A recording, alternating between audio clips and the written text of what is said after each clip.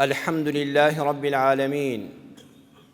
أشهد أن لا إله إلا الله وحده لا شريك له، وأشهد أن سيدنا محمدًا عبد الله ورسوله، شهادة تنجي قائلها يوم لا ينفع مال ولا بنون إلا من أتى الله بقلب سليم. اللهم صل وسلم وزد وبارك وتكرم على سيدنا وحبيبنا محمد وعلى آله وأصحابه أجمعين. أما بعد، فيا أيها المسلمون، اتقوا الله تبارك وتعالى، اتقوا الله حيثما كنتم، اتقوه في كل زمان ومكان وفي كل حين وآن. اتقوا الله حق تقاته ولا تموتن إلا وأنتم مسلمون. ئیمانداران و خواناسانی زۆر بەڕێز، بە پشتیوانی خوای پەروەردگار و داواکردنی قبوڵبوونی تاعەت و عیبادەتمان گەیشتینە شەوانی کۆتایی پڕبەرەکەتی مانگی ڕەمەزان، شەوانی قەدر، ئەو شەوانەی کەوا لە ناو جیهانی ئیسلام و میلەتی کوردی ئێمەی موسڵمانیشدا سوپاس بۆ خوا بە شەوانی لەیلەتول قەدر ناسراوە. بەسە بۆ گەورەی ئەو شەوەی یەک سوورەتی قورئان بە ناوی سوورەتی ئەلقەدرەوەیە. لە موتارەدا باسی گەورەی شەوی قەدرتان بۆ ناکەم، عیبادەت تێدا چەند گەورەیە و چەند پاداشتی هەیە. مامۆستایانی گەورە و پایەبەرزی خۆم، مامۆستایانی پێش ئێمە بۆ جەنابتانیان باس کردو و ئێمەش ساڵانی ڕابردوو لە وتارەکانی مزگەوتەکانی تردا باسمان کردووە، ناچمەوە سەر ئەو بابەتە. باسی ئەوە دەکەم ئەم شەوە گەورە، ئەم لەیلەتول قەدرە، ئەم شەوە خاوەن ڕێزە بە چی وا گەورەیە تاکە شەوی ساڵە؟ بە چی وا گەورە بووە؟ بەهۆی قورئانەوە. یەکەم ئاەتی دەفەرمێ ئینا ئەنزەلناه فی لەیلەتی القەدر. ئەوەی کە ئەو شەوەی جیا کردوتەوە بریتیە لە نازڵبوونی قورئان. جا سەیری وشەی ئەنزەلنا بکەن. ئێمە دامان بەزاندووە، لە ئاسمانەوە قورئانمان دابەزاندووە. کەلامەکە هی ئەڵڵایە سوبحانەه وتەعالە. گەورەی هەموو فریشتەی ئاسمان و زەوی جوبریلە، سەلامی خوای لەسەر بێ، هێناوێتی بە ئەمانەتەوە تەسلیمی گەورەی هەموو پێغەمبەران، خاتەمی ئەنبیا و مرسەلین محەممەدی ئەمینی کردووە. ئەویش بە ئەمانەتەوە تەسلیمی دەستی ئێمەی کردووە، حیز دەستکاری مرۆڤی تێدا نییە. ئەم وشەی ئەنزەلنا لە چەند شوێنی قورئانە بۆ چەند شتێک تری دووبارە بۆتەوە. گەورەترینیان باسی بارانە. پەروەردگار لە سوورەتی الحجر ئاەتی 22 دا دەفەرمێ وأرسلنا الرياح لواقح فأنزلنا من السماء ماء فأسقيناكموه وما أنتم له بخازنين. یەکێک لە بەخششەکانی خوای پەروەردگار بەسەر ئێوەی مرۆڤەوە، ئێوەی بەشەریەت و موسڵمانانیش بەگشتی، بریتیە لە شنەبایەک. ریاح واتە شنەبایەکی هێمن و جوان و نەرم. ریح لە یەک شوێنی قورئاندا نەبێ بۆ مەدح نەهاتووە. ریحین طەیبە یەک شوێنی قورئان هەیە. ئەینا باقی ریح العەقیم و ئەوانە هەمووی بۆ لەناوبردنە خوا بمان پارێزێت. ئەو شنەبایە دیاری خوایە.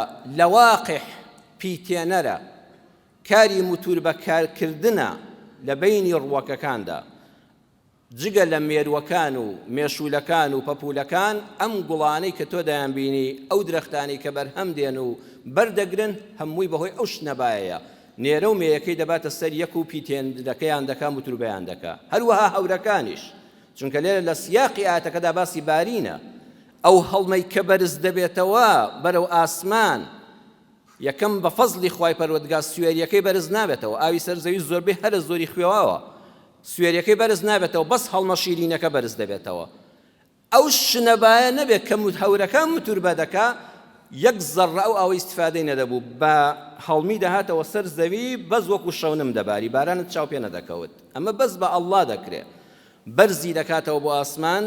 ئەو شنەبای ڕەحمەتە، ئەو ریاح و دیاری خوایە، هەورەکان بە یەک دەگەیەنێت تەلقیحیان دەکات وتوربەیان دەکات بەویستی خوا لەو شوێنی کە خوا مەبەستی تێ و ئیرادەی لێیە بارانتان دەبارێنێ. جا سەیری وردی قورئان کەن دەفەرمێ ماء فأنزلنا ئێمە لە ئاسمانەوە بارانەکەتان بۆ دەبارێنین. ماء باسی ئاو دەکا نافەرمێ مەطەرن ئێمە بە کوردی دەڵێن باران نا دەفەرمێ ئاوتان بۆ دەبارێنین. چونکە ئەگە بیفەرمووە باران ئەو کاتە خەڵک دەیگوت باسی تەرزە و بەفری نەکردووە کە دەفەرمێ ئاو دەبارێنین هەر سێ جۆرەکەی دەگرێتەوە. ئەو وردی قورئانە.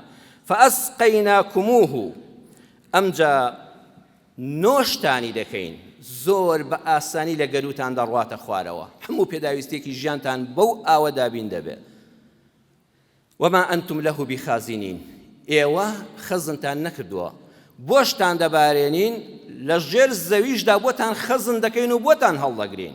تەوا دووتان کرد دەتان کرد خەزن کرد ئەوە خودایە بۆت هەڵدەگرێ بۆ خۆم بۆتان هەڵدەگرم. ئەوەی مەبەستم بوو ئەوەیە لەگەڵ باراندا قورئانت بیر بکەوێتەوە لەم چەند خاڵەدا. یەکەمیان باران و قورئان دەستی مرۆڤی تێدا نییە. هەموو هێز و دەوڵەتانی دنیا و تەکنەلۆژیا نەک ئەم سەردەمە تا قیامەت کۆ بێتەوە واللهی ناتوانێت هەورێک دروست کا باران بارێنێ. زانست لە ئاستیا دەستە وسانە خۆ هەڵمەکە هەیە خوا دەفەرمێ ئەوە بەحر لەبەر دەستایە ئەوە تیشکی خۆریشم داوی تێ وەرە بەرزبوونەوەش ڕوو دەدا دەفەرموو دڵۆپێک باران دروستکە نییە. خۆوشەکانی قورئانیش هەمان پیتن هەمان ئەو پیتانن کە ئێوە دەیان خوێنن لە مەکتەبە لە زانستگا و زانکۆدا فەرموو وەرە لەو پیتانە قورئانم بۆ دروستکە وەرە یەک سوورەت وەرە یەک ئایەتم بۆ دروستکە. ئەمانە دەستکردی مرۆڤ نین نە باران نە قورئان وەکو یەک.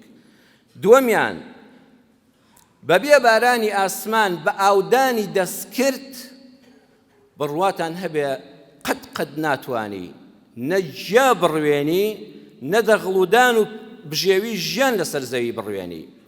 واتوانیت بە تانکەر و بە مەزەخە و بە چەندی خۆت هیلا کرد بای 10 تەنەکە گەنم 100 تەنەکە گەنم گەنمت ڕوان. بەڵام پێت تێراو ناکرێ کاکە پێت تێراو ناکرێ وا ڕواندت. بەڵام ئەم بارانی ڕەحمەتە لەسەر لوتکەی شاخێکەوە حتا خواری شار و دەشت هەر هەمووت بۆ سەوز دەکا بۆشت تێراو دەکا. ئەمە چیمان پێ دەڵێ ئەنزەلنا لەگەڵ ئەنزەلنا ئەنزەلنای قورئان لەگەڵ ئەنزەلنای باران. خوای گەورە دەفەرمێ هۆشیار بە ئەی مرۆڤ چۆن ئاوی دەستکردی مرۆڤ نەدەتوانێت بیڕوێنێ نەدەتوانێت تێر ئاوی کە هەموو سەر زەوی ڕەحمەتی خوای بەسەرا بارێ. واللهی بەرنامەی دەستکردی مرۆڤیش ئاوایە.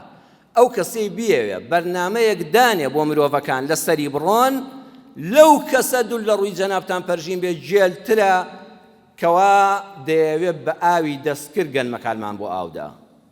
غەیری قورئان نەبێت کە کەلامی ڕەب العالەمینە و دەستوری ژیانە بەخوا هەر بەرنامەیەک لەسەر زەویدا هەبێ بەستی هاتچوونە بەس ئاودانی دەغڵودانە بە تانکەر بەس ماندووبوون و ڕەنج بە خەساربوونی کۆتاییەکەی بۆ دەمێنێتەوە هەمومان بینی لە مێژوودا. سێیەم دوو وشە درێژترین وشەن لە قورئانی پڕبەرەکەتە یەکیان ئەمەیە فەئەسقەیناکموه کەچی سبحان الله دەپیتە بەڕێنووسی قورئانی. قورئان پچوشی کردوێتەوە هێشتا نافەرمێ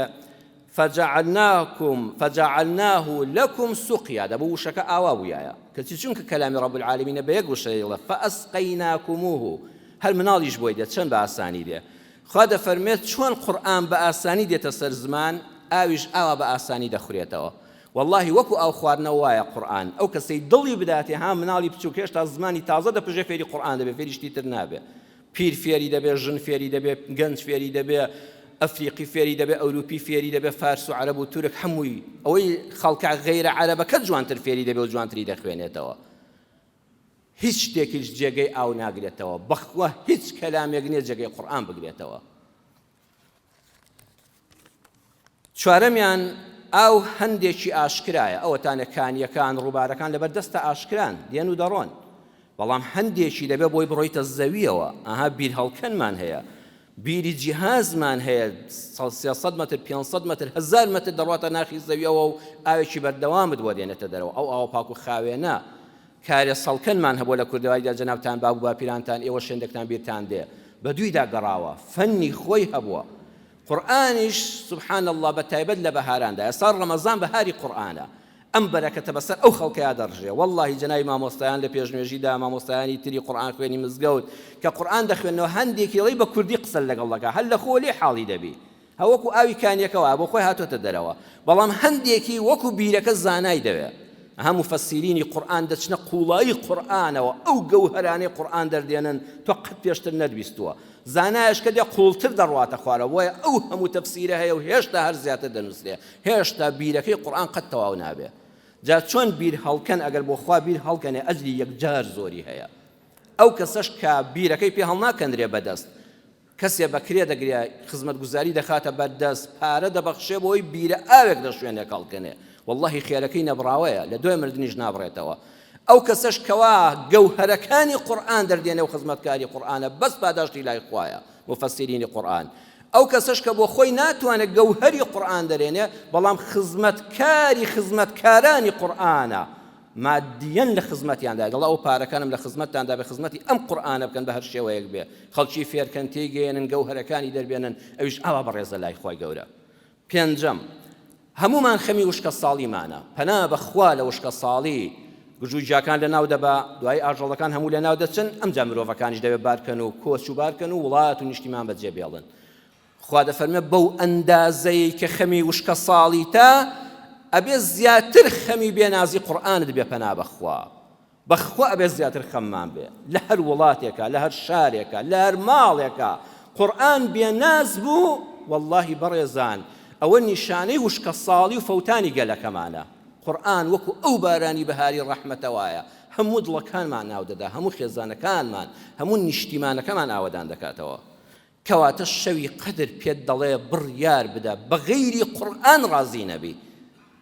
ئەتەوێ خێری شەوی لەیلەتول قەدرت بەنسیب بێ، ئەم دڵی خۆت پاکەوە غەیری قورئان هەمووی تێدا فڕێدا. لە هەموو دنیادا بڕێزان بە چاوی خۆتان دەبینن حیزب و ڕێکخراومان هەیە. هەموو حیزب و ڕێکخراوێک ساڵیادی دامەزراندنی خۆی هەیە، وەنیە؟ هەموو جەنابتان بینیوتان دەڵێ ئەو حیزبە ئەو ڕێکخراوە ئەو دامەزراوەیە ساڵیادی دامەزراندنی خۆی دەکاتەوە.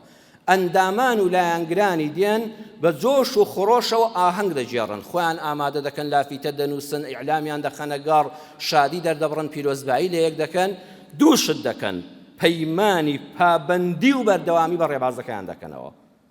دەبەخوا ڕێبازی ئێمەش ئەم ئیسلامەیە. بۆیە خوای گەورەی ئەلحەکیم و کاربەجێ سوبحان الله ئەم ئیسلامە چەند جوانە. دوای 20 شەو لە بەڕۆژوبوونی ڕۆژ، لە تەراویحی شەو، لە قورئان خوێندنی بەلانی کەمەوە 20 جوز جەنابەت خوێندووە، زیکر و دوعا، شەو نشینی بۆ ئیسلام، دڵەکەت خەریکە پاک دەبێتەوە تەواو نەرم بووە. ئەمجا وەختی بڕیارە گەورەکەیە، شەوی قەدر لە کۆتاییەکەیدایە. ئەم دەشەوەی کۆتایی شەوێکی تێدایە، شەوی نوێکردنەوەی پەیمانە بە ئیسلام. لە ناخی دڵتەوە چەند ساتێک دانی شەو بڵێ بەڵێم بێ یا ئەڵڵا، پابەند بم بە ئیسلامەوە، بەڵێم بێ یا ئەڵڵا بەردەوام بم لەسەر ڕێبازەکەم، ئیسلام بە هیچ شتێک نەگۆڕمەوە. ئەگەر ئەمەد لە دڵا بوو ئەوە لەیلەتول قەدر بەڕێزان.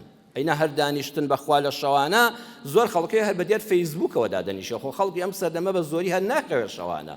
هەر دانیشتنەکە شەر نییە. شەوی قەدر واتە شەوی نوێکردنەوەی پەیمان بە ئیسلام، پەیمانی پابەندبوون و بەردەوام بوون. عیبادەتی شەوی قەدر چۆن بکەین؟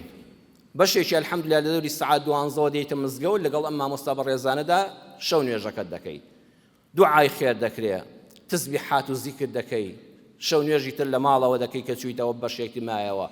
بەڵام گەورەترین عیبادەتی شەوی قەدر کە من پێتان بڵێم لە موتارەدا بەڕێزان ئەوەیە دانیشە بە تەنها. دانیشە بە تەنها ئەگەر نیو سەعات بێ، بیر لەوە بکەوە منذ ولدت أنت تفتخر بالإسلام فمتى يفتخر الإسلام بك.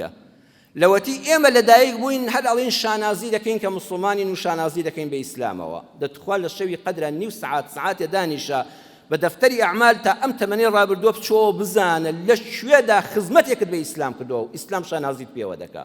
توخوا با بە خۆمان دابچینەوە. ئەی دەوڵەمەندانی بەڕێز و خواپێداوان، ئەی مامۆستایانی خۆم، مامۆستایانی مێزەرسپی، مامۆستایانی زانکۆ لە بنەڕەتی هەتا زانکۆ، ئەی قوتابیانی زانکۆ، ئەی ئافرەتان، ئەی گەنجان، خوشکان و دایکان، لە شەوی قەدرا کاتێک بۆ خۆت دانێ، دانیشە بە تەنیا بینی خۆت و خوای گەورە. جاوە لە ماڵ بێ، لە گۆشەیەکی مزگەوتا بێ، لە شوێنێکا بێ، فکرت لەم دنیادا بڕە، بەس بیر لەوە بکەوە لە دووشت. یەکەم، چیت بۆ ئیسلام کردووە؟ چ شتێکت کردووە بۆ ئەم دینی خوای پەروەردگارە؟ سەیری ئەو هەموو تەمەنەی بۆ دنیا ڕاکەڕاکمانت، چیت بۆ دینەکەی خوا کردووە؟ کەسیش منەت بەسەر دینی خوادانەکە. بەڕێزان، دەرەوە تەواوەبزان جێگا نەماوە، ئەو کەسانی لە دەرەوە بن جومعەکانی ڕابردووش سوود لە خوتبە نابینن بەهۆی دەنگدانەوەی موکەبەرەکانەوە. تکایە وەرنە پێشەوە بە ئەوەی کەسانی کە دێن کەس لە دەرەوە نەمێنێت. تکاتان لێ دەکەم، ڕەحمەتی خواتان لێبێ. کەس منەت بەسەر ئیسلامدانەکە، بەخوا کەس شانی نەداوەتە بەر ئیسلام و شانمان لە ژێریا ڕزی بێ. واللهی ئەوە ئیسلامە هەمومانی بەرز کردوێتەوە. بەخوا ناومان، نانمان، بەخوا حیا و حرمەتمان، خێزانمان، کەسایەتیمان، بنەماڵەمان، ئەوەی کە هەمانە هەمووی ئیسلام پێی بەخشیوین. بەخوا من زۆرجار بە مناڵەکانی خۆم دەڵێم، کوڕەکانم، کچەکانم، باوکتان ئەگەر ئەم ئیسلامە نەبووایە نەک خەڵک سەلامی لێ نەدەکردم، والله ئەوەندە هیچین خەڵک جوابی سەلامیشی نەداینەوە.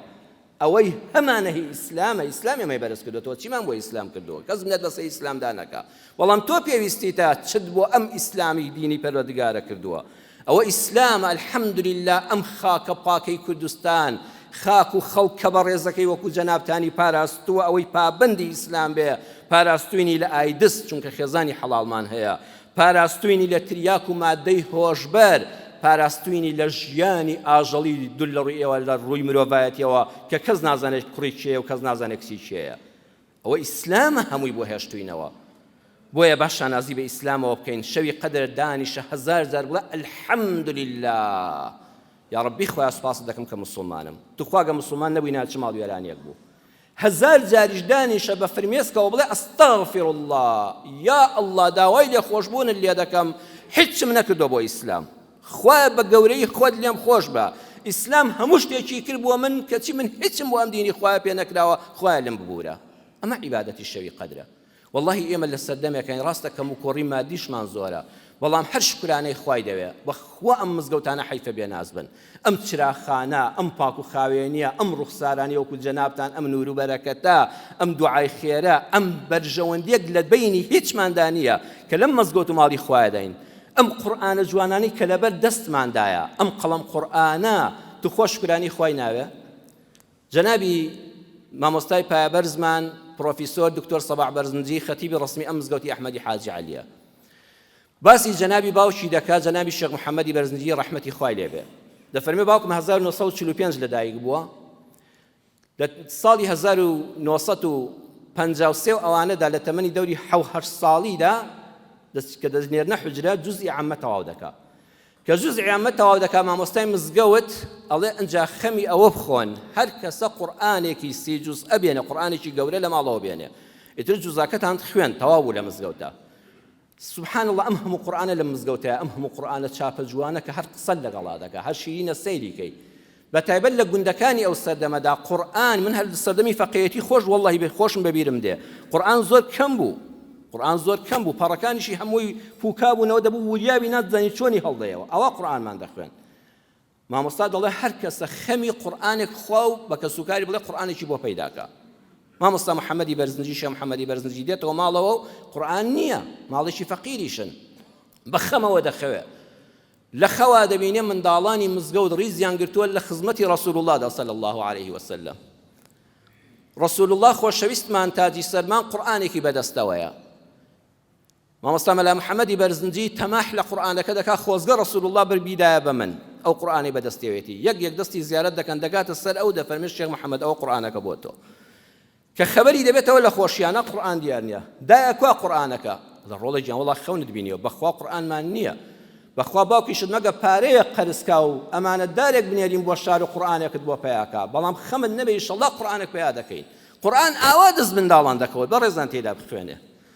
کە دەچێتە مزگەوت، ذاتی پایەبەرز مامۆستا مەلا عارفی وڵەژێر کە ذاتێکی خواناس، لە خواترس، یەکلابووە بۆ خوا، نەفز مزەکا بووە، دۆست و مریدی شێخ عەلاءالدینی بیارەی نەقشبەندی بووە، قورئانێکی گەورەی بەدەستەوەیە، ئەو قورئانەی کە شەو لە خوا بینوێتی، دێنێ و دەڵێ مەلا محەممەد وەرە سەری ماچ دەکا و دەفەرمێ ئەوە قورئانەکەی پێغەمبەرە صلی الله عليه وسلم ها ئەوە دیارەکەی پێغەمبەر وەرگرە واتە ئەو شەوە ئەویش لە خزمەت پێغەمبەرە بووە صلی الله عليه وسلم ئەم میلەتەی ئێمە ئەم دینەی ئاوا هێناوە بەبێ مەبەست بەبێ منەت بەبێ بەرژەوەندی توخوا میلەتەکەم ئاوا پابەند بن بە قورئانەوە توخوا قەدری ئەم مزگەوتانە و ئەم پەیامەی خوا بزانن دووەم لە شەوی قەدرە با توخوا بڕیار بدەین با لە لای منەوە ئیسلام نەشکێ ئەمڕۆ هەمووی سەنگەری زۆر کەس سەنگەری لە ئیسلام گرتووە مەهێڵە لە ماڵی تۆوە سەنگەرەکە بشکێ توخوا ئێوە خوشکە بەڕێزەم کە خوا هیدایەتی لای بەبەرەکەتی ئەم ڕەمەزانە سەرپۆشت کردو بەسەرا توخوا لەم برای خۆتی وەرگرە لە لەسکەکەت فڕێمەدا توخوا دوای ڕەمەزان با لە سەنگەری تۆ بە سفوری و بە ڕوت و قوتی با ئیسلام سەنگەرەکەی نەشکێ توخوا مەهێڵە لە لای تۆوە سەرپۆشەکەت فڕێمەدا ئەو گەنجەی دەستت کرد بە نوێشکردن توخوا بەردەوام بە با لە سەنگەری تۆوە ئیسلام نەشکێ ئەی مامۆستایانی مێزەر سپی توخوا با بۆ دنیا مێزەرمان لەکەدار نەبێ بەخوا قوربانیدانی دەوێ بەخوا دەبێت زۆر شت واز لێبێنی خوش پەک ناخا ڕزق و ڕۆزی بەدەست ئەڵڵایە بەڵام مەهێڵن مێزەری سپی مەلایەتیمان لەکەدار بێ با لە لای ئێمەوە ئیسلام لەکەدار نەبێ ئەو کەسەی ناوی ئیسلامت بەسەرەوەی حاجی شیعارێکی مسلمانانە خەڵک بەدیدارت دەزانێت توخوا لە بازاڕەکەیان مەهێڵە بەهۆی غەشکردنەوە لە تۆوە ئیسلام لەکەدار بێ چونکە کەڵەن فڵان کەسی حاجی غەشی کردووە یەکسەر خەڵک تەشئینی دەڕوا بۆ لای ئیسلام ئێو گەنجەی ڕیشێکی جوانی ئیسلامیت هەیە ئێو کەسەی نازناوێکی ئیسلامیت هەیە توخوا مەهێڵە لە سەنگەری تۆوە ئیسلام بشکێ بڕیار بدە بەڵێ مسلمانان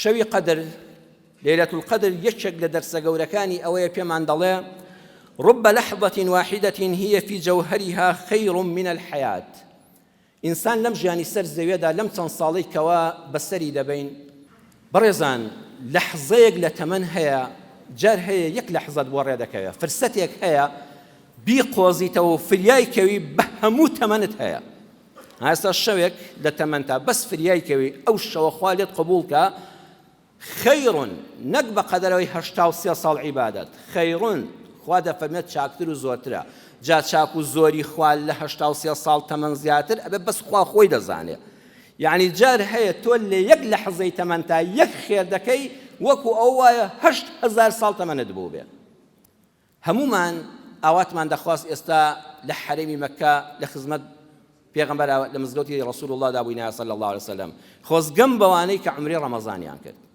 همومان خوزگە دەخوازین پارەیەکی حەڵاڵمان هەبێ و حەجی ماڵی خوا بکەین بەڵام ئەوە تا لێرەین و بۆمان نەکراوە بۆمان نەگونجاوە ناود نەهاتۆتەوە بۆ حەج هەندێ مووقیف هەیە بە تایبەت لەم دەشەوی کۆتایی ڕەمەزانە ئیمامی شافعی دەفەرمێت چۆن سونەتە شەوەکانی خەریک بی ڕۆژەکەشی بەخەو بەسەر مەبە ڕۆژەکەشی کارێکی تێدا بدۆزەوە لە ڕۆژانی قەدردا بەڕێزان فەقیر و هەژارێکی زۆر هەیە بگەڕێ بەڵکو خوای گەورەیەکێک لە ئەوانت بەنسیب کە سەرنجی ئەم بەسەر هاتە ڕاستەقینەش بدە و ژیانی خۆتی پێ بەراوردکە دکتۆر حەسان شەمسی لە کتێبی قلوب تەهوی العەطا کتێبەکە ئێستا لە بازاڕ هەیە لە چاپی سێم 2019 چاپ کراوەتەوە لە لاپەڕەی 54دا ئەفەرمێت لە حەج بووین دوو حاجی لە کۆتایی مەراسیمی حەجا کە خواحافیزی لە یەک دەکەن دیارە وتێلەکەیان بە یەکەوە بۆ ئەمیش لەگەڵیان نابووە گفتوگۆیان دەکرد یەکیان وتی سپاسی ئەڵڵا دەکەم خوایە لێت بە زیاد بکە ئەو ئاواتت هێنامە جێ ئەمە دەیەمین حەجمە دەیکەم وتی ئەم حەجیان لە نێتمان نەبوو تەندەرێکم لێدا نێتم هێنا وتم خوایە کارم بۆ ئاسان کە ئەم تەندەرەم بۆ دەرچێ ئەو قازانجەم بە نسیب بێ وعد بێ حەجێکی سونەتی تر بکەم بیکەم بە 10 حەج تەندەرەکەم بۆ دەرچوو خێری زۆرم کرد و ئەمە دەیەمین حەجمە دەیکەم بەکابرای تەنیشتی وتی شیرۆکی حەجی تۆ هەیە شتێک هەیە ئینسان لە کە ئادەمێنێتەوە ماوەیەکەوە بە یەکەوە حەز دەکا قسە بکە بە تایبەتی لە کۆتایی ئەو مەراسیمە پیرۆزانەدا ئەویش وتی وەڵڵاهی برام من نە تەندەرم هەیە نە پارەم هەیە نە مقاولاتم هەیە وەڵڵاهی نە عومرەیەکم کردووە ئەمە یەکەم حەج و یەکەم عومرەی تەمەنمە کابرا پیر بوو وتی ناوت چییە وتی وەڵڵا ناوم سەعیدە وتی ئینشەڵڵا بووی بە حاجی سەعید کی خوا قبوڵیکە وتی چیرۆکی تۆ چییە وتی ئەزیزم وەڵڵاهی من وا تەمەنم لە دەوری حەفتاکان نزیک دەبێتەوە دوای خانەنشین بوونم لە تەمەنی گەنجەتیەوە سندوقێکم داناوە بۆ پارەی حەج بە حەڵاڵی کەم لە بژێوی منداڵەکانم گرتوێتەوە دوای ئەوەی منداڵەکانم کوڕکچەکانم گەورە بوون سوپاس بۆ خوا نردمە جێگاوڕێگەی خۆیان و کچەکانم شویان کرد و کوڕەکانم ژنیان هێنا وەڵڵاهی دوای خانەنشین بوونم ئەوە 30 ساڵی تریشە کار دەکەم 20 ساڵ 30 ساڵە خزمەت دەکەم لە خەستەخانەیەکی ئەهلیدا من پەیمانگایەکم خوێندووە بەشی عیلاج تەبیعی چارەسەری سروشتی وتی 30 ساڵی ڕێکە پارە کۆ دەکەمەوە بەخوا هەمووی حەڵاڵ و ڕەنجی شانە لە سندوقا پارە حازر بوو بیبەم ئەم ساڵ حەجی ماڵی خوای پێ بکەم لە ڕێگادا چوون گردنی خۆم بە خەڵک ئازادکەم جا ئێستا خەڵک دەچێت بۆ حەج و عومرە هەر گوێی نەداوەتێ پارەی دنیای بازاڕی لایە لەولا شەو عومرەی سونەت دەکات پارەی هەموو خەڵکی خواردووە قەرزی خەڵکی لایە دراوسێکەی بەسەر ناکاتەوە بڵێ کاکە گەرنم ئازاکە جاران وانە بوو گەڕا بە دار و دراوسێ و خزماندا تخوا گەرنم ئازاکەن بەڵکو لای ئەوە پاک بوومەوە خوش لە حەقی خۆی لە حەج پاکم کاتەوە وتی چوومەوە بۆ خەستەخانەکە بۆ لای کارمەندەکانم بۆ لای ئەو نەخۆشانەی ساڵانێکە سەرپەرشتی دەکردن یان مانگانێکە لەبەر دەستمان گەرنم ئازاکەن و حەق و حقوقێکمان بەلای یەکەوە بەیەکتر پاکەینەوە ئەڵێ لەبەر دەرگای خەستەخانەکە تووشی ئافرەتێک بووم کە منداڵێکی شەلەل لێدراوی هەبوو تقریبا 1-2 ساڵ بوو هێناویان کەوتبووەوە سەر ئەوەی قاچ بگرێەوە بە قاچەکانی خۆی بڕوە وتی کاکە سەعید چۆنی وتم دادەی گیان شکر باشی الحەمدلله منداڵەکە بەرەوە باشترە وتی ئەرە وەڵڵا بەڵام گردنمان ئازاکە و گردن ئازا بە ئەچی بۆ حەج لەوە ئەچێ منیش ئاخر جارم بێبم بۆ خەستەخانەکە وتم خوانە خواستە خۆگلەیی لە من نییە بەخوا من هەوڵی تەواوی خۆمدا لە عیلاج تەبیعی و چارەسەری سروشتی دانی وتی نە وەڵڵا یا ڕەبی خوا خێرت بنووسێ لە برا باشتر بووی وەمان دەوری باوکت بۆ ئەم منداڵە بینی وتم ئەی بۆ واز دێنی وتی بەخوا نەبوونی پیاوەکەم لە کارەکەی دەرکراوە موچەمان بڕاوە بەخوا منداڵەکە دەبێ بەرمەوە ماڵەوە ئەوەی چەند 3-4 ساڵەکرمان هەموو ڕەنج بە خەسار دەبین ئیتر منداڵەکە دەکەوێتەوە سەر جێگا و ناتوانێت بە قاچەکانی بڕوە لەو کاتەدا وتم لێرە بوەستە چوم بۆ لای ژمێریارەکە وتم کاکە یارمەتی بدەن وتی وەڵڵای برا من موظفم لێرە ئەوە ژووری مدیرە چوم بۆ لای بەڕێوەبەری نەخۆشخانە وتی کاکە من دەستگای خێرخوازیم نییە ئەمە دەستگایەکە پارە پەیدا دەکات جا هەرچی فەقیرە و خزمەتی بکەین دێینە سەر سازی عەلی ناکرێ برام ناکرێ خۆ من دەستگای خێرخوازی و خێرکردنم نییە هاتمەوە دەستم لە پارەی ژیرفانمدا بەڕێگاوە بم بڕۆم بیدەم بە کۆمپانیا و بێڕۆم بۆ حەج کە سەیری ئەو دایکەوت چاو بە فرمێسکە و ئەو منداڵەشە لە لێدراوام دەکرد لە بینی دووشتا بووم حەجەکەم بکەم یان منداڵەکە بکەوێتەوە سەر قاچ وەڵڵی نێتی خێرم لێ هێنا پارەکەم چوومە ژمێریارەکە وتم ئەوە پارەی 6 مانگی تر وتی بە 6 مانگی تر دەچێتەوە سەر قاچ بە قاچی خۆی دەڕوا و شەلەکەی چاک دەبێ وتم ئەوە هەموو پارەکە پارەی هەموو حەجەکەم لای ژمێریارەکە دانا وتم خوشکم بگەڕێەوە خەستەخانە و وتی یا ڕەبی خوا لێت قبوڵ کا خوا لێت ڕازی بێ چوومەوە ماڵەوە لە بینی شادیەکدا بووم کە دڵی ئەو دایکە و ئەو منداڵم خۆش کرد شەرمەزاری حزوری خوش بووم وتم یا ئەڵڵا خوایە شەرمەزارتم وعدم دابوو زیارەتی حەجی ماڵی خوا بکەم زیارەتی کەعبە و گۆڕی پێغەمبەر بکەم صلی الله علیه وسلم خوایە خۆت ئاگال لە نێتی دڵما 30 دانە ساڵە حەسرەتی ئەو شوێن و مەکانم هەیە یا ڕەبی خوایە وعدەکەم شکان تۆ لێم بە گەورەی خۆت لێم خۆش بە